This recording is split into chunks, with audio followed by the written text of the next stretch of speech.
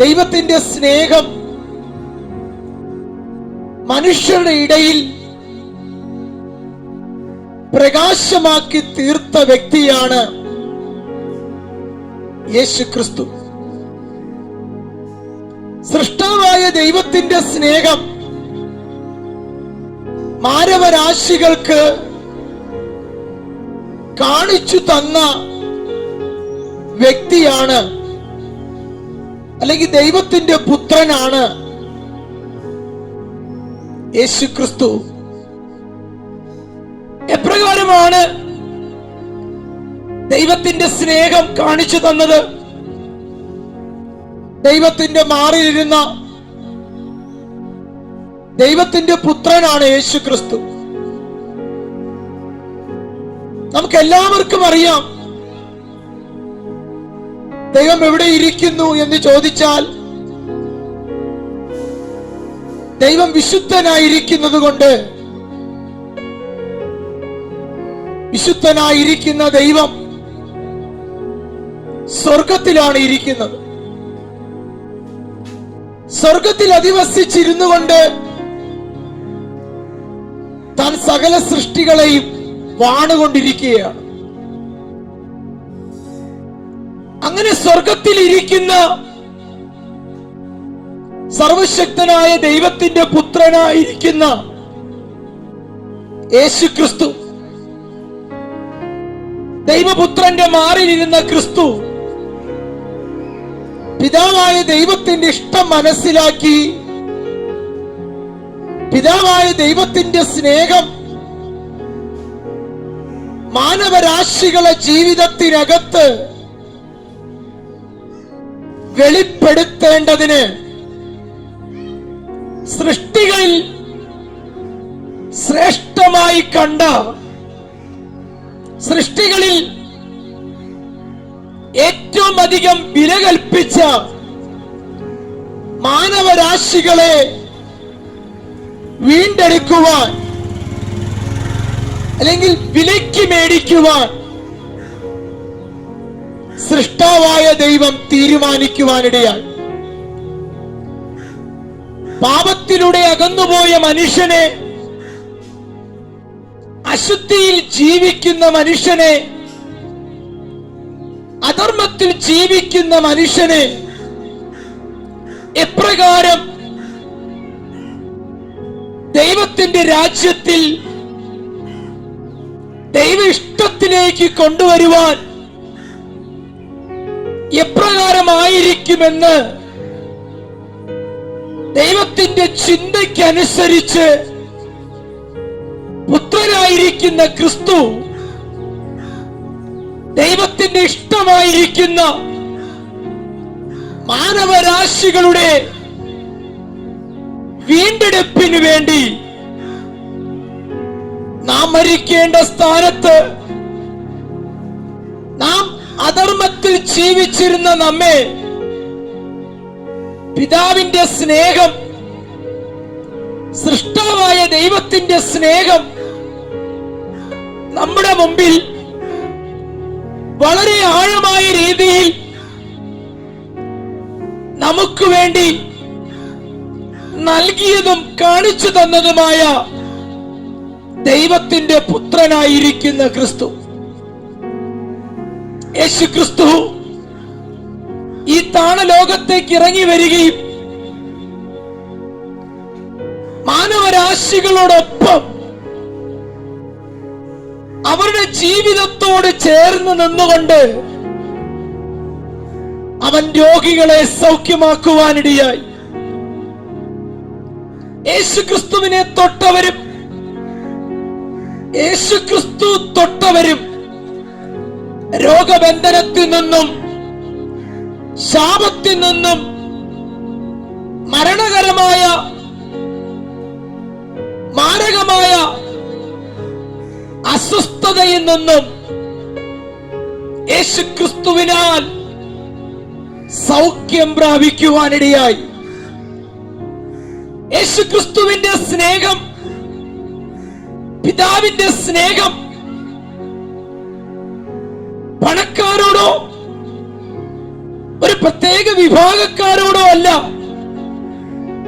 എല്ലാ മനുഷ്യരെയും ഒരുപോലെ സ്നേഹിച്ച് അവരുടെ ജീവിതത്തിനകത്ത് അവരുടെ ജീവിതത്തിന്റെ അവസ്ഥകൾ ഒരു ബന്ധിക്കപ്പെട്ട അനുഭവത്തിലായിരുന്നു. ഒന്നുകൂടി ആഴമായി പറഞ്ഞാൽ, പാപമെന്ന ചങ്ങലയ്ക്ക് അടിമയായി പാപത്തിന്റെ ശക്തിയിൽ അവർ അടിമയായി കിടന്ന ജനത്തെ യേശുക്രിസ്തുവിന്റെ മരണത്തിലൂടെ പിതാവായ ദൈവത്തിന് വേണ്ടി സ്വർഗരാജ്യം മാനവരാശികൾക്ക് വേണ്ടി തുറന്നുകൊടുത്ത ഒരു രക്ഷകനായിരിക്കുന്നതാണ് നമ്മുടെ കർത്താവ്. ഒന്നുകൂടി പറഞ്ഞാൽ, കർത്താവായ യേശുക്രിസ്തു പാപത്തിന്റെ ശമ്പളമായിരിക്കുന്ന മരണം, ആ മരണത്തെ ഏറ്റെടുക്കുവാനിടയായി ഒരു മനുഷ്യനിൽ നിന്നും ഇനിയൊരു മനുഷ്യനിലേക്ക് പടർന്നുകൊണ്ടിരിക്കുന്ന പാപമെന്ന അശുദ്ധി സ്വഭാവത്തിൽ നിന്നും യേശുക്രിസ്തുവിന്റെ മരണത്തിലൂടെ പിതാവായ ദൈവം പാപത്തിന് വിമോചനം വരുത്തുവാനിടയായി. പാപമില്ലാത്ത യേശുക്രിസ്തുവിന്റെ രക്തം പാപികൾക്ക് വേണ്ടി ഒഴുക്കുവാനിടയായി. വേദപുസ്തകം പറയുന്നു, ഒരു പടയാളി യേശുക്രിസ്തുവിന്റെ മാറിൽ അവന്റെ ക്രൂശിൽ കിടന്നപ്പോൾ അവന്റെ മാറിൽ ഒരു പടയാളി കുന്തം കൊണ്ട് കുത്തുവാനിടയായി. അവന്റെ വിലാപ്പുറത്തു നിന്നും രക്തവും വെള്ളവും ഒഴുകുവാനിടയായി. അതിന്റെ അർത്ഥം എന്താണ്? മാനവരാശികൾക്ക് വേണ്ടി അവന്റെ ശരീരത്തിലുള്ള രക്തം മുഴുവനും നമുക്ക് വേണ്ടി വിലയായി നൽകുവാനിടയായി. പാപത്തിലൂടെ നിത്യനരകത്തിലേക്ക് തള്ളപ്പെട്ടു പോകേണ്ട മനുഷ്യ, പാപമെന്ന സ്വഭാവത്തിൽ ദൈവം വച്ചിരിക്കുന്ന ന്യായവിധി മരണമാണ്. പാപം ചെയ്തവൻ മരിക്കണം. പാപത്തിന്റെ ശമ്പളം മരണമാണ്. എന്നാൽ മരണത്തിന് വിധിച്ചിരുന്ന, മരണത്തിന് അടിമയായിരുന്ന മനുഷ്യനെ പാപമില്ലാത്ത ഒരുവൻ യേശുക്രിസ്തു വിലയ്ക്ക് മേടിക്കുവാനിടയായി. എപ്രകാരം? തന്റെ മരണത്തിലൂടെ. അത്ര വലിയ സ്നേഹത്തിന്റെ ഉടമയായിരിക്കുന്ന ക്രിസ്തു ഇപ്രകാരം പറയുന്നു, യേശുവിനെ വിശ്വസിച്ചാൽ, എന്നിൽ വിശ്വസിച്ചാൽ മരിച്ചാലും നീ ജീവിക്കും. ഏറ്റവും വലിയ വിഷയം എന്ന് പറഞ്ഞാൽ ജീവനാണ്. ഏതൊരു മനുഷ്യന്റെയും ഉള്ളിലിരിക്കുന്ന ജീവൻ നഷ്ടമായി പോയാൽ ജീവനിരുന്ന ശരീരം പിന്നെ ആ ശരീരം ഉപയോഗിക്കാൻ കൊള്ളത്തില്ല. ഒന്നുകൂടി പറയുന്നു, ആ ശരീരത്തിന്റെ മേൽ രജിസ്റ്റർ ചെയ്തിരിക്കുന്ന വീടോ വാഹനമോ ഈ ലോകത്തിൽ ആ വ്യക്തിയുടെ മേൽ എന്തൊക്കെ നിക്ഷിപ്തമായിരിക്കുന്നുവോ അതെല്ലാം മറ്റൊരു വ്യക്തിക്ക് ഉപയോഗിക്കാൻ പറ്റും. എന്നാൽ ശരീരമെന്ന ഉടുപ്പ്, അവന്റെ ഉള്ളിലിരിക്കുന്ന ജീവൻ,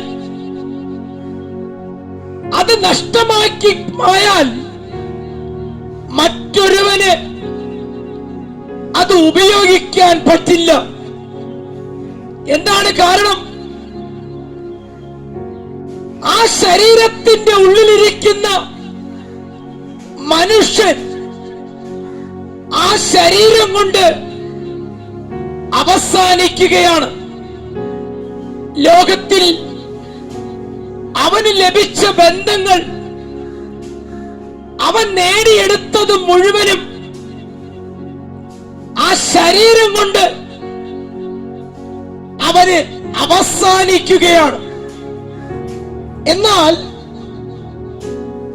അവൻ ജീവിച്ചിരുന്നത്,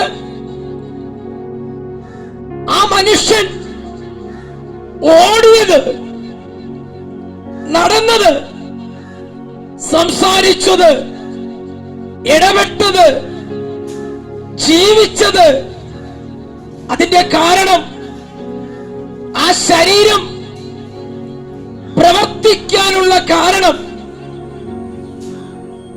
ആ ശരീരത്തിന്റെ ഉള്ളിൽ നിറഞ്ഞു നിന്ന ഉറവിടമായിരിക്കുന്ന ജീവനാണ്. ആ ജീവനാണ് മനുഷ്യനെ ലോകത്തിൽ നിലനിർത്തിയിരുന്നത്. എന്നാൽ ഒരു നിശ്ചിത സമയം കഴിഞ്ഞപ്പോൾ ആ ശരീരം പ്രവർത്തിക്കാതായി.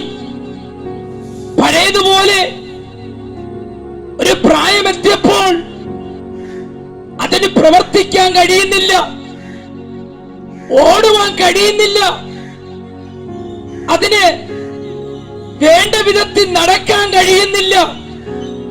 കാരണം മരണം അവന്റെ ജീവിതത്തിൽ വാഴുവാനിടയായി. ജീവന്റെ ശക്തി കുറഞ്ഞുകൊണ്ടിരുന്നപ്പോൾ മരണത്തിന്റെ ശക്തി അവന്റെ ജീവനെ കാർന്നു തിന്നുവാനിടയായി. നാം ഒരു സുപ്രാതത്തിൽ കേൾക്കും, ആ മനുഷ്യൻ മരിച്ചുപോയി. എന്റെ അർത്ഥം എന്താണ്? ആ ശരീരത്തിനകത്തുള്ള ജീവൻ നഷ്ടമായി തീർന്നു.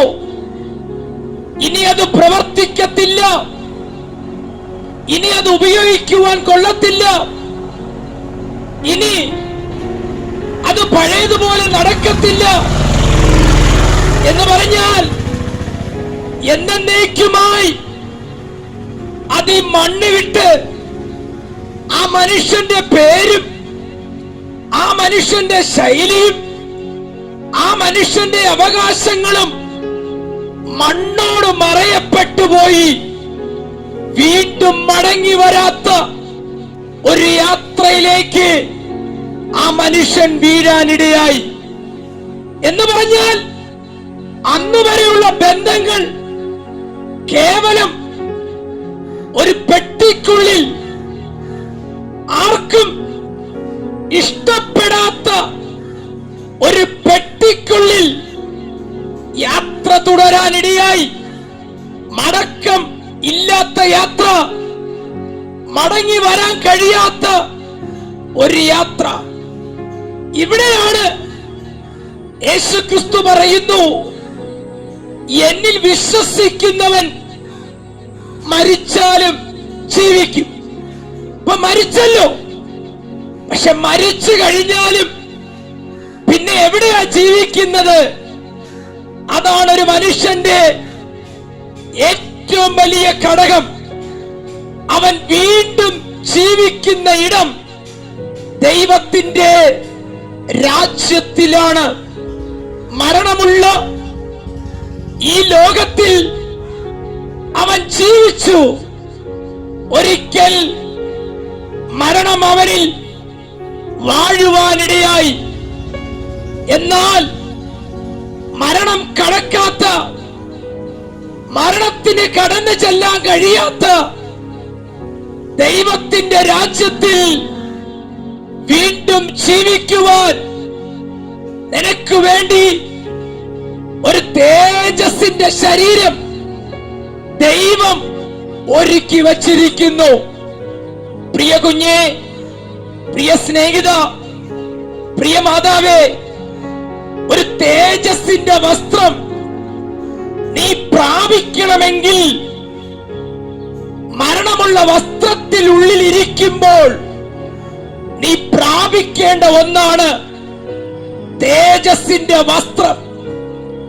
അത് അവകാശമാക്കുന്നത് മരണത്തിനപ്പുറമാണ് എങ്കിലും അത് അവകാശത്തിലേക്ക് നടത്തണമെങ്കിൽ അത് പ്രാപിക്കേണ്ട ഇടമാണ് ഈ മണ്ണിലെ ജീവിതം. ആ വസ്ത്രം നാം പ്രാപിക്കണമെങ്കിൽ, ആ രാജ്യത്തിൽ നാം പ്രവേശിക്കണമെങ്കിൽ യേശുക്രിസ്തു പറയുന്നു, നീ ശരീരത്തിൽ ഇരിക്കുമ്പോൾ എന്നിൽ വിശ്വസിക്കുവിൻ. യേശുവിൽ വിശ്വസിക്കുക. യേശുവിൽ വിശ്വസിക്കുക എന്ന് പറഞ്ഞാൽ യേശുവിനെ അനുസരിക്കുക എന്നാണ്. ഒരു ഭർത്താവ് ഭാര്യയോട് പറയുക, ഞാൻ നിന്നെ അധികമായി സ്നേഹിക്കുന്നു. ഭാര്യ ഭർത്താവിനോട് പറയുക, ഞാൻ നിങ്ങളെ അധികമായി സ്നേഹിക്കുന്നു. ആ സ്നേഹം പ്രവൃത്തിയിലൂടെ കാണിക്കണം. ഭാര്യയുടെ സ്നേഹം പ്രവൃത്തിയിലൂടെ വെളിപ്പെടുത്തണം. ഭർത്താവിന്റെ സ്നേഹം അവളെ നന്നായി പോറ്റി പുലർത്തണം. അവളുടെ ആവശ്യങ്ങൾ അറിഞ്ഞ് അവൾക്ക് വേണ്ടി പ്രവർത്തിക്കണം. ഭാര്യയോ തന്റെ ഭർത്താവിനെ അധികമായി സ്നേഹിച്ച് അവന്റെ ആഗ്രഹത്തിനനുസരിച്ച് ജീവിക്കണം. പ്രവൃത്തിയാണ് സ്നേഹം. എനിക്ക് യേശുവിനെ അറിയാം, ഞാൻ യേശുവിനെ വിശ്വസിക്കുന്നു എന്ന് പറഞ്ഞിട്ട് കാര്യമില്ല. ക്രിസ്ത്യാനിയായി ജനിച്ചിട്ട് കാര്യമില്ല. ഞാൻ ക്രിസ്ത്യാനിയാണെന്ന് പറഞ്ഞിട്ട് കാര്യമില്ല. എന്തായി തീരണം? നീ ക്രിസ്തുവിനെ അനുഗമിക്കുന്നവനാണെങ്കിൽ, യേശുവിനെ അനുസരിക്കുന്നവനാണ് യേശുവിനെ വിശ്വസിക്കുന്നത്. ഇപ്പൊ വിശ്വസിക്കുക എന്ന് പറഞ്ഞാൽ നാം ദൈവത്തിന്റെ കൽപ്പന നാം അനുസരിക്കണം. പ്രിയമുള്ള കുഞ്ഞേ, നീ ദൈവത്തെ അനുസരിക്കുന്നത് എങ്ങനെയാണ്? ദൈവ ഇഷ്ടം നിന്റെ ജീവിതത്തിനകത്തു നിന്ന് പുറത്തു വരണം. ദൈവം ആഗ്രഹിക്കുന്നത് പോലെ നിന്റെ ജീവിതത്തെ നീ തിരിക്കണം. ഈ വഴിയോരത്ത് നിന്ന് ഇത്ര സ്നേഹത്തോടെ ഇത്ര ആഴമായ തിരുവചനം നിങ്ങളോട് പറയുവാനുള്ള കാരണം ദൈവത്തിന്റെ സ്നേഹമാണ്. പ്രിയ കുഞ്ഞേ, വീണ്ടും ഒരു ശരീരത്തിലൊരു മടക്കയാത്ര ഇല്ല. വീണ്ടും മടങ്ങി വരാത്ത ഒരു യാത്രയാണ് മരണത്തിന്റെ യാത്ര. അങ്ങനെങ്കിൽ നിത്യമായ നരകത്തിൽ നിങ്ങളാരും തള്ളപ്പെട്ടു പോകാതിരിക്കേണ്ടതിന് മരണത്തിനപ്പുറം രണ്ട് സ്ഥലം ദൈവം ഒരുക്കി വച്ചിരിക്കുന്നു. ഒന്ന്, ജീവന്റെ പുസ്തകത്തിൽ യേശുക്രിസ്തുവിന്റെ കയ്യിലിരിക്കുന്ന മരണം മാറിയ വ്യക്തി ജീവിതങ്ങളുടെ പേര്, അവരുടെ പേരെഴുതുന്ന പുസ്തകമാണ് ജീവന്റെ പുസ്തകം. ജീവൻ പ്രാപിക്കുക, എപ്രകാരം യേശുക്രിസ്തു മുഖാന്തരം ഒരുവൻ ജീവനിൽ പ്രവേശിക്കുവാനിടയാകും. അവന്റെ പേര് ആ ജീവന്റെ പുസ്തകത്തിൽ സ്വർഗത്തിൽ ദൈവം എഴുതി വെക്കുവാനിടയാകും. ജീവന്റെ പുസ്തകത്തിൽ പേരെഴുതി കാണുന്ന ഏവനും നിത്യമായ ദൈവരാജ്യത്തിലേക്കും, ജീവന്റെ പുസ്തകത്തിൽ പേരെഴുതി കാണാത്ത ഏവനെയും നിത്യമായ നരകത്തിലേക്കും ദൈവം വലിച്ചെറിയാനിടയാകും. അങ്ങനെ നിത്യജീവൻ പ്രാപിക്കേണ്ട മകനെ നിത്യം ജീവിക്കുന്നത് നിത്യമായ നരകത്തിലാകാതിരിക്കേണ്ടതിന് അതിനുള്ള ഏക വഴി, അതിനുള്ള ഏക മാർഗം യേശുക്രിസ്തുവാകുന്നു.